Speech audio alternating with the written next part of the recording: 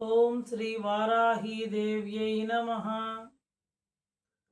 రక్తాంబోరుహకర్ణికోపరిగతే శావాసనే సంస్థితాం ముండస్రక్పరిరాజమానహృదయాం నీలాశ్మసద్రోచిషం హస్తాబ్జైర్ముసలం హలాభయవరాన్ సంబిభ్రతీం సత్కుచాం వార్తాళీమరుణాంబరాం త్రినయనాం వందే వరాహాననాం. వారాహి నవరాత్రులు ఆషాఢ శుద్ధ పాడ్యమి నుంచి నవమి వరకు కూడా గుప్త నవరాత్రులు అంటారని, వీటిల్ని వారాహి నవరాత్రులు అంటారని కూడా మనం ఇంత ముందర చెప్పుకున్నాం కదా.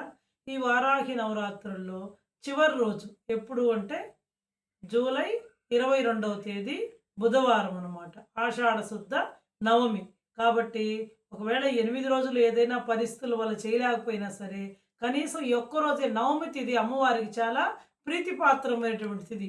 మామూలుగా ఈ 3 రోజులు అష్టమి నవమి కూడా చేయొచ్చు. ఒకవేళ కుదరలేదనుకోండి, కనీసం బుధవారం నవమి రోజు ఒక్కరోజైనా సరే అమ్మవారిని భక్తి శ్రద్ధలతో పూజించండి. ఆ రోజు ఉదయం నుంచి కూడా ఉదయాన్నే లేచి శుభ్రంగా తలస్నానం చేసేసి మంచి ఉతికిన బట్టలు కట్టుకొని, ఆ రోజు వీలుంటే ఉండగలిగితే సాయంత్రం దాకా ఉపవాసం ఉండి చక్కగా అమ్మవారిని సాయంత్రం పూట పూజ చేసి వడపప్పు, పానకము, ఒక కొబ్బరికాయ కొట్టి, ఉంటే 2 అరటి పండ్లు, లేదంటే ఏదో ఒక నైవేద్యం మీ శక్తి కొద్దీ గుడా అన్నము ఏదైనా సరే, సర్వోదన ప్రీతి చిత్త యాకిన్యంబా స్వరూపుడు చెప్పు అమ్మవారికి అన్నీ ఇష్టమే.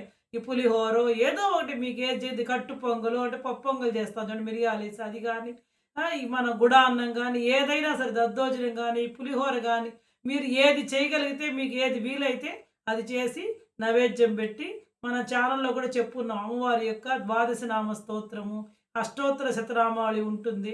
అది కవచం, వారాహి కవచం, అవి చదువుకొని ప్రతి ఒక్కళ్ళు కూడా ఈ విధంగా చక్కగా అమ్మవారిని పూజ చేసుకోవాల్సిందిగా కోరుకుంటున్నాను. చక్కగా లలితా సహస్రనామాన్ని పఠించుకోండి. నవమి తిథి అమ్మవారికి చాలా ప్రీతిపాత్రమైనటువంటి తిథి కాబట్టి లలితా సహస్రనామాన్ని ప్రతి ఒక్కళ్ళు కూడా ఈరోజు పఠించండి.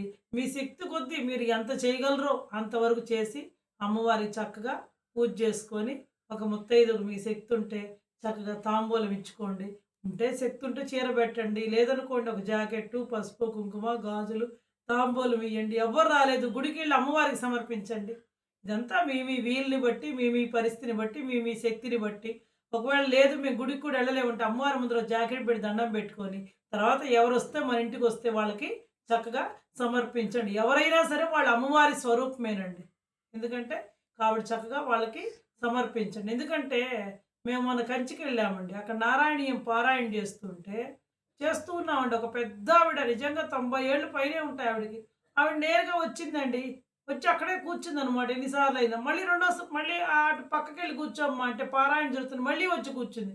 అప్పుడు మా మేడం పద్మజ మేడం గారు ఆవిడ సాక్షాత్ అమ్మవారి రూపంగా ఆమెను భావించి ఆమెకు ముందర ఒక జాకెట్టు, పండు, తాంబూలము అన్నీ ఇచ్చే స్వీట్లు అన్నీ ఇచ్చి ఒక రూ. 500 ఆమెకి తాంబూలంలో పెట్టి చక్కగా ఆమెకిచ్చి లేరండి. తర్వాత వెళ్ళిపోయిందండి. ఆమె కనపడలేదు. నిజంగా సాక్షాత్తు అమ్మవారి స్వరూపమే అని మేమందరం కూడా ఆమెను భావించాం. కాబట్టి అమ్మవారు ఏ రూపంలో వస్తుందో, ఎలా వస్తుందో మనకు తెలియదు. ఇంటికి ఎవరు వస్తే వాళ్ళండి. అట్లా అని మన ఆవిడేమి అట్లా ఇప్పుడు మన భాషలో చెప్పాలంటే ఆవిడేమి సువాసిని కాదు. సువాసిని అంటే అసలు అర్థం అనేది మనం మర్చిపోతున్నాం. మంచి మనసు కలిగింది సువాసిని అనమాట. కానీ మనం అర్థం తెలుసుకోకుండా సువాసినులకే తాంబూలం ఇయ్యాలని అనుకోకూడదు. చక్కగా ఆ రోజు ఆమె తాంబూలం తీసుకుందండి, వెళ్ళిపోయింది. మా అందరం కూడా చాలా అసలు అందరం కూడా ఎంత సంతోషపడ్డామంటే, నిజంగా అమ్మవారే ఆ రూపంలో వచ్చిందేమో మనందరికీ కూడా తెలియజెప్పడానికని. కానీ మా మేడం గారిని మాత్రం అందుకు మెచ్చుకోవచ్చండి. చక్కగా ఆవిడ రూ. 500 పెట్టి, జాకెట్ పెట్టి, పండు పెట్టి, ఆమెకు చక్కగా మంచి తాంబూలం ఇచ్చి, స్వీట్లు ఇచ్చి దండం పెట్టుకున్నారండి ఆవిడకి.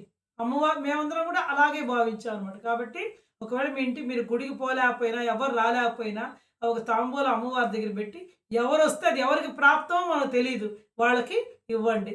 ఈ విధంగా ఈ వారాహి నవరాత్రులు చివరి రోజైనా సరే అమ్మవారిని గనక భక్తి శ్రద్ధలతో పూజించినట్లయితే ఆవిడ అనుగ్రహం, ఎందుకంటే ఆ సర్వసైన్యాధిపతి ఆ బండాసుడైనటువంటి రాక్షసుని ఏ విధంగా దునుమాడిందో, మన మీద ఎవరైనా సరే శత్రుత్వం వహించినా, మనకెవరైనా శత్రువులున్నా కూడా, మనకెవరైనా చెడు చేయకపోయినా వాళ్ళందరినీ కూడా అమ్మవారు అదే విధంగా వాళ్ళని చీల్చి చెండాడుతుందనమాట. అందులో ఎలాంటి సందేహం లేదు. కాబట్టి ప్రతి ఒక్కళ్ళు కూడా రేపు ఒక్కరోజైనా సరే అమ్మవారిని పూజించి, ఆ అమ్మవారి యొక్క అనుగ్రహాన్ని పొందాల్సిందిగా కోరుకుంటూ సెలవు తీసుకుంటున్నానండి. ప్రతి ఒక్కళ్ళు కూడా నా ఛానల్‌ని చూసి, లైక్ చేసి, సబ్స్క్రైబ్ చేసుకొని, మీ ఫ్రెండ్స్ అందరికి కూడా షేర్ చేయాల్సిందిగా కోరుకుంటున్నానండి.